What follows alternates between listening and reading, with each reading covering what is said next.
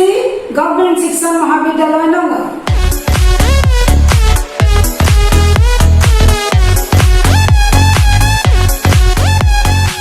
ইতিমধ্যে মই কেইবাটাও মেথডৰ বিষয়ে আপোনালোকৰ লগত আলোচনা কৰিছোঁ আৰু মই আশা ৰাখিছোঁ সেই মেথড কেইটাৰ কিছু আভাস আপোনালোকে পাইছে আৰু তাক আপোনালোকে ক্লাছৰুমৰ ভিতৰত ইমপ্লিমেণ্ট কৰিব। আজি আপোনালোকৰ মাজলৈ লৈ আহিছোঁ এটা মেথড, যিটো মেথড আপোনালোকৰ বিভিন্ন মেথড পেপাৰত থকাৰ উপৰিও আপোনালোকৰ জেনেৰেল পেপাৰত ই এটা টপিক হিচাপে সন্নিৱিষ্ট হৈ আছে আৰু সেই মেথডটোৱে হ'ল প্ৰজেক্ট মেথড। আৰু এই প্ৰজেক্ট মেথডটো প্ৰথম এডভোকেট কৰিছিলে ছাৰ উইলিয়াম কিলপেট্ৰিক নামৰ এজন আমেৰিকান এডুকেশ্যনিষ্টে, যিটো সময় আছিল 1908 চনত। 1908 চনতে এই মেথডটো ছাৰ উইলিয়াম কিলপেট্ৰিকে কৰিছিলে আৰু তেওঁৰ মতেৰে এই মেথডটোত আছিল কি যে এই মেথডটোৰ জৰিয়তে স্কুলৰ ভিতৰত হওক বা বাহিৰত হওক ছাত্ৰ ছাত্ৰীয়ে স্কুলৰ যিবোৰ কনচেপ্ট আছে সেই কনচেপ্টবিলাক তেওঁলোকে সমাধান কৰিব পাৰে উইথ দি হেল্প অফ সম এক্টিভিটি। কিছুমান কাৰ্যৰ জৰিয়তে ইয়াক সমাধান কৰা যায়। ই এটা শিক্ষণৰ এটা আধুনিক পদ্ধতি আৰু এই আধুনিক পদ্ধতিটো হোৱাৰ লগে লগে কিন্তু ইয়াৰ জৰিয়তে কি হয়, এটা উদ্দেশ্যহীন ডাল বৰ এটা ক্লাছৰুম সজীৱ হৈ উঠে। এই মেথডটো এটা প্ৰি প্লেনিং এক্টিভিটি, অৰ্থাৎ কি হয় যে এই মেথডটো কৰিবলৈ যাওঁতে আগতীয়াকৈ এটা প্লেন কৰি লৈ সেই প্লেন মতেৰে কাৰ্যবিলাক কৰে আৰু সেই কাৰ্যবিলাকৰ আউটপুটটোৱে হ'ল সেই কনচেপ্টটোৰ মূল কথা আৰু সেই কনচেপ্টটো সেই কাৰ্যৰ জৰিয়তে ছাত্ৰ ছাত্ৰীয়ে শিকিব পাৰে। মাই ডিয়াৰ ষ্টুডেণ্টছ, এটা কথা কৈছোঁ যে যিহেতু প্ৰজেক্ট মেথডটো মই এডুকেশ্যনেল পইণ্ট অফ ভিউত ক'ব আহিছোঁ কাৰণে আপোনালোকক ছাত্ৰ ছাত্ৰীৰ কথা বা শিক্ষকৰ কথা ক'ব খুজিছোঁ, কিন্তু প্ৰজেক্ট মেথড যে অকল আমাৰ শিক্ষাৰ লগতে জড়িত হৈ থাকে এনে নহয়। আপুনি যদি দেখে যে এটা ঘৰ বনাবলৈ এটা প্ৰজেক্ট আগতীয়াকৈ কৰি লয় বা অন্যান্য আজি যদি ৰাস্তাৰ কাম কৰিছে এটা প্ৰজেক্ট আগতীয়াকৈ কৰি লয়, সেই প্ৰজেক্টটোত যি ধৰণেৰে যাব সেই ধৰণেৰেহে পিছত গৈ সেই ৰাস্তাটো বা সেই ঘৰটো বনোৱা যায়। অৰ্থাৎ আগতীয়া এটা প্ৰি প্লেন, এটা আঁচনি, আৰু সেই আঁচনিটোৰ জৰিয়তে যিটো কাৰ্য কৰা যায় সেই কাৰ্যটো ফলপ্ৰসূ কৰাৰ মানসিকতাই হ'ল এই প্ৰজেক্ট মেথডৰ মূল এইম, উদ্দেশ্য। Clear student? এটা কথা ক'ব খুজিছোঁ যে আমি সাধাৰণতে 4 ধৰণৰ প্ৰজেক্ট মেথড পাম, অৰ্থাৎ টাইপছ অফ প্ৰজেক্ট আমাৰ 4 ধৰণৰ। প্ৰথম হ'ল কনষ্ট্ৰাকটিভ, দ্বিতীয় হ'ল এক্টিভিটি, তৃতীয় হ'ল প্ৰব্লেম সলভিং আৰু চতুৰ্থতে গ্ৰুপ এক্টিভিটি। অৰ্থাৎ কি হয়, ফাৰ্ষ্টটোত কি আছে যে কনষ্ট্ৰাকটিভ। আপুনি কেতিয়াবা প্ৰজেক্ট মেথডটো ছাত্ৰ ছাত্ৰীৰ মাজত যেতিয়া কৰাবলৈ দিব তেতিয়া আপুনি কি কৰে যে কনষ্ট্ৰাকশ্যন কৰিবলৈ দিব ছাত্ৰ ছাত্ৰীক। সেই কনচেপ্টটোৰ কাৰণে আপুনি কনষ্ট্ৰাকশ্যন কৰিব। লাইক এজ যে আপুনি যদি এখন নাম্বাৰ ছিষ্টেম যিটো আমাৰ আছে সেই নাম্বাৰ ছিষ্টেমৰ এখন চাৰ্ট বনাবলৈ দিয়ে, তেতিয়াহ'লে কি হ'ব, সেই নাম্বাৰ ছিষ্টেমৰ কাৰণে ছাত্ৰ ছাত্ৰীয়ে odd number, even number, real number এনেধৰণে বিভিন্ন ধৰণৰ নাম্বাৰৰ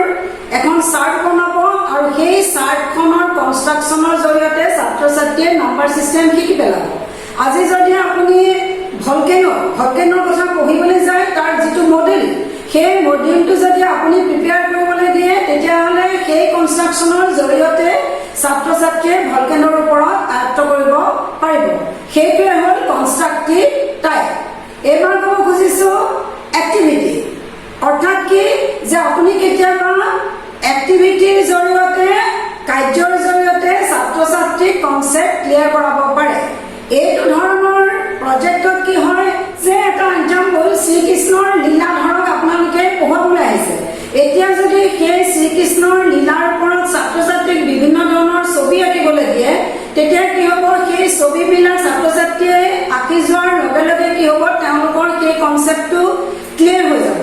বা আপোনালোকে জানে যে ৰাস হয়, আমাৰ অসমতে নহয় বিভিন্ন দেশতো ৰাসলীলা পাতে আৰু সেই ৰাসত কি হয় কেতিয়াবা ডেন্সৰ জৰিয়তে সেই ৰাসলীলাৰ কনচেপ্টটো ক্লিয়াৰ কৰে আৰু সেই ডেন্সৰ এক্টিভিটিটোৰ জৰিয়তে ছাত্ৰ ছাত্ৰীয়ে সেই কনচেপ্টটো ক্লিয়াৰ কৰাৰ এটা সুবিধা পায়। সেইটোৱে হ'ল এক্টিভিটি টাইপ।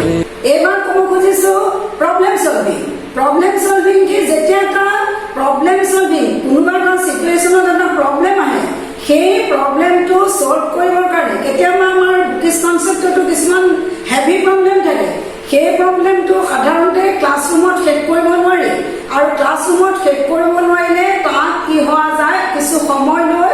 থ্ৰু প্ৰজেক্ট তাক সমাধান কৰিব লাগে আৰু সেই প্ৰব্লেমটো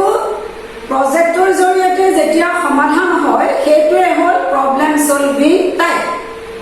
আৰু লাষ্ট আছিলে আমাৰ গ্ৰুপ হ'ল কি কেতিয়াবা কোনোবা প্ৰব্লেম আমি ইণ্ডিভিজুৱেলি সমাধান কৰিবলৈ অসুবিধা হয় ছাত্ৰজনক বা ছাত্ৰীক অকলে কৰিবলৈ দিলে আমাৰ অসুবিধা হয় তেতিয়াহ'লে আমি কি কৰোঁ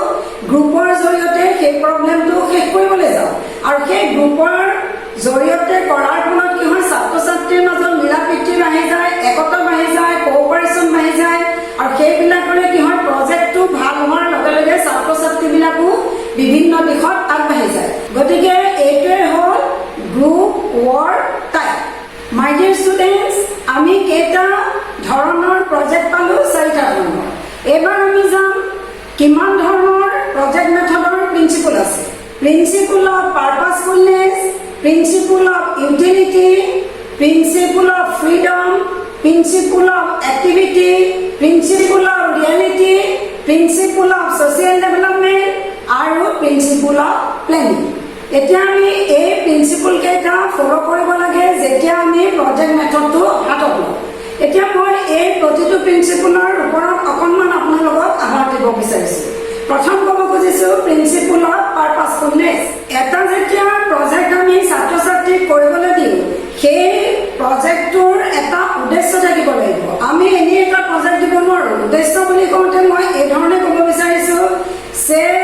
আমি ক্লাছ 8ৰ ল'ৰা ছোৱালীৰ কাৰণে এটা প্ৰজেক্ট দিওঁ গতিকে সেই প্ৰজেক্টটো ক্লাছ 8ৰ ল'ৰা ছোৱালীৰ কাৰণে ভেলিড হ'ব লাগিব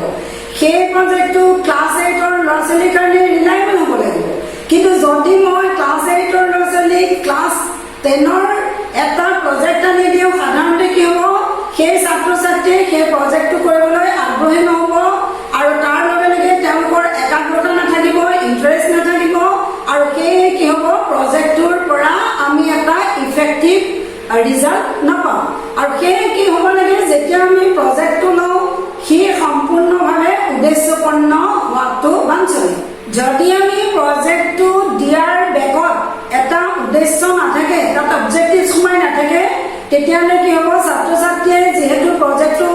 শিক্ষকে কৰিবলৈ দিছে কাৰণে তেওঁলোকে বাধ্য হৈ প্ৰজেক্টটোৰ মাজত সোমাব কিন্তু তাৰ ইফেক্টিভ ফলাফল নোহোৱাৰ লগে লগে কি হ'ব তেওঁলোকৰ সময় আৰু এনাৰ্জি লোকচান হ'ব তাৰোপৰি কি হয় প্ৰজেক্ট মেথড কেতিয়াবা কি অকণমান খৰচী গতিকে তেওঁলোকৰ খৰচৰ কথাও আহি পৰে এই গোটেই বস্তুখিনি যদিহে এটা ভাল ফলাফল নাপায় লোকচান হ'ব আৰু সেয়ে এটা প্ৰজেক্ট কৰিবলৈ দিওঁতে সকলোৱে এটা কথা মন কৰিব লাগে যাতে তাৰ এটা সম্পূৰ্ণ মহৎ উদ্দেশ্য থাকে এইবাৰ আহিছোঁ principle of utility principle of utility বুলি কোৱাৰ লগে লগে অৰ্থাৎ প্ৰজেক্টটো ইউটিলাইজ হ'ব লাগিব অৰ্থাৎ প্ৰজেক্টটোৰ জৰিয়তে ছাত্ৰ ছাত্ৰীৰ উপৰিও সমাজেও কিবা এটা তাৰ পৰা ভাল ফল পাব লাগিব কাৰণ প্ৰজেক্টটোত ছাত্ৰ ছাত্ৰীৰ টাইম এনাৰ্জি বা খৰচৰ কথা অহাৰ লগে লগে শিক্ষকজনৰো যে একেবাৰে একো হোৱা নাই সেইটো নহয় গতিকে এই প্ৰজেক্টটোৰ জৰিয়তে সমাজৰ এটা লাভ হ'ব লাগিব সমাজৰ লাভ বুলি কওঁতে চাওক যে আপোনাৰ ছাত্ৰটোৱে আপোনাৰ ল'ৰা ছোৱালীয়ে যেতিয়া প্ৰজেক্ট কৰে তেতিয়া কি হয় সেই প্ৰজেক্টটোৰ আপোনালোকৰ এফৰ্ট পৰে গাৰ্জেন হিচাপে এফৰ্ট পৰে শিক্ষক হিচাপে এফৰ্ট পৰে আৰু সেই এফৰ্টৰ বিনিময়ত গাৰ্জেনজনে দুটা কথা শিকে প্ৰতিটো ল'ৰা ছোৱালী গাৰ্জেনটোৱে যেতিয়া দুটা কথাকে হ'লেও শিকিছে তেতিয়াহ'লে সেই শিকাখিনি কি হৈছে সমাজত এটা ভাল ফল দেখুৱাইছে আজি মই এটা কথা কৈছোঁ যে কালচাৰেল হেৰিটেজ অফ আছাম এতিয়া কালচাৰেল হেৰিটেজ বুলি কোৱাৰ লগে লগে যদি কোনো অভিভাৱকে কালচাৰেল হেৰিটেজৰ ওপৰত বিশেষ ধৰণেৰে জ্ঞান নাছিলোঁ কিন্তু সেই ছাত্ৰ ছাত্ৰীক সেই বস্তুখিনি উলিয়াই দিবলগীয়া হোৱাৰ কাৰণে